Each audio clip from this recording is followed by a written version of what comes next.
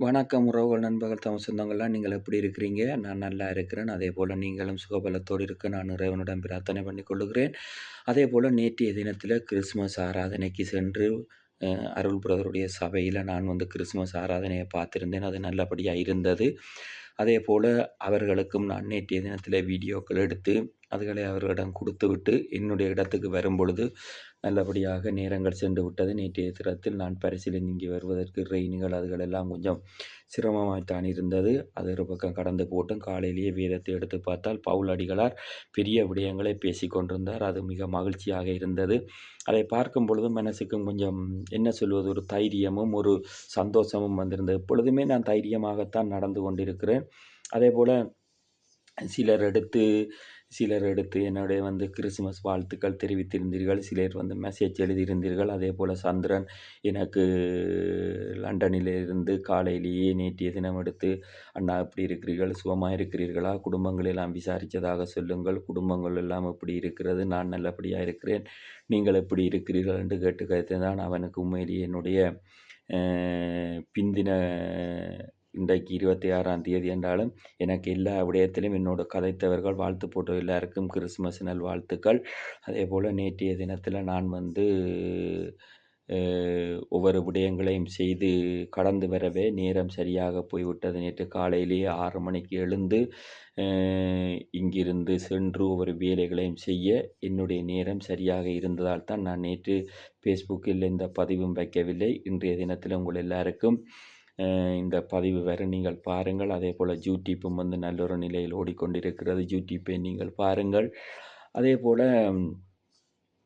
நல்ல விடயங்களை பகிர்ந்து கொள்ளுங்கள். தேவையற்ற விடயங்களை பகிர்ந்து கொள்ளாதீர்கள். எப்பொழுதும் நல்லதை பேசுங்கள், நல்லதை நினையுங்கள், நல்லதே நடக்கும் என்று நம்புங்கள். வாழ்க்கை அது உயர்வாக இருக்கும்.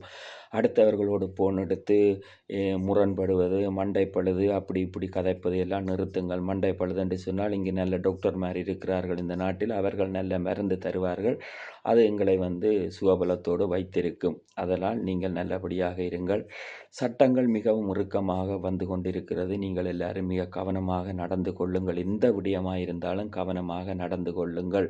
அது உங்களுக்கு நலமாய் இருக்கும் என்று என்னுடைய ஒரு சிந்தனை துளியில் இருந்து நான் சொல்லுகிறேன். அதேபோல் ஒரு காருக்கு ஒரு கேமரா அடித்தால் கூட அந்த காசுகளை கொண்டு உடனடியாக நீங்கள் கட்டுங்கள். எனக்கும் அப்படி வருவதுண்டு. நான் உடனடியாக கட்டிவிடுவேன். அதுகளை நீங்கள் கட்ட தாமதித்தால் அதுக்கு அதிகமான தொகையை போட்டு எடுத்துக்கொள்வார்கள். அதனால் நீங்கள் கவனமாக இருங்கள். எந்த விடயங்களிலும் மிக கவனமாக இருங்கள். நாட்டில் சரியான நடைமுறைகள் இறுக்கமாக வந்து கொண்டிருக்கிறது. அதனால் மிக மிக மிக கவனமாக இருங்கள். வேலையிடங்களை பார்த்து கொள்ளுங்கள். உங்களுடைய தொழில் ஸ்தாபனங்களை பார்த்து கொள்ளுங்கள். ஒவ்வொன்றிலும் கண்ணும் கருத்துமாக நடந்து கொள்ளுங்கள். அது நலமாக இருக்கும். அதே போல் நானும் எவ்வளவு வேலைப்பழுதுகள் இருந்தாலும் கூட, எவ்வளவு விஷயங்கள் இருந்தாலும் கூட என்னுடைய உறவுகள், நண்பர்கள், சொந்தங்களுக்கு ஒவ்வொரு பதிவுகள் யூடியூப்பிலும் ஃபேஸ்புக்கிலும் வந்து கொண்டே இருக்கும். எனக்கு வாழ்த்து தெரிவிக்கிறவர்கள், என்னை ஆதரிப்பவர்கள் எல்லாருக்கும், என்னுடைய யூடியூப் நண்பர்கள், ஃபேஸ்புக் நண்பர்கள், வாட்ஸ்அப் நண்பர்கள், ஃபோன் நண்பர்கள் எல்லாருக்கும் என்னுடைய பிந்தின கிறிஸ்மஸ் நல்வாழ்த்துக்கள். நேற்றைய தினம் என்னுடைய நேரங்களுக்கு வர முடியவில்லை. அதனால் இன்றைக்கு வைக்கிறேன். அதேபோல் இன்றைய தினத்திலும் தம்பி தங்கச்சியாக்கள் இலங்கையில் ஒரு நல்ல விடயத்தை செய்கிறார்கள். அவர்களும் என்னோடு பேசியிருந்தார்கள். அண்ணா, நாங்களும் நல்ல சுகபலத்தோடு இருக்கிறோம். நாங்களும் இங்கு வருவதற்கு விருப்பப்படுகிறோம் என்று. தேவனுக்கு சித்தமானபடி அவர்களும் வருவதற்கு தேவன் கிருபை இரக்கம் பாராட்டுவார். அது நல்லபடியாக இருக்கட்டும். அதேபோல் ஒருவர் குற்றங்கள் குறைகள் சொல்லித்து இல்லாமல் மன்னித்து மறந்து மனிதர்களாக வாழ பழகி கொள்ளுங்கள். அது உங்களுக்கு நலமாக இருக்கும். நானும் நல்ல சுகபலத்தோடு இருக்க இறைவன் பெரிய கிருபை செய்தார். இன்றைய நாள் உங்களுக்கு நல்ல நாள் அமையட்டும் என்று சொல்லி உங்களிடமிருந்து விடைபெற்றுக் கொள்ளுகிறேன். உங்கள் அன்பு நன்றி. வணக்கம்.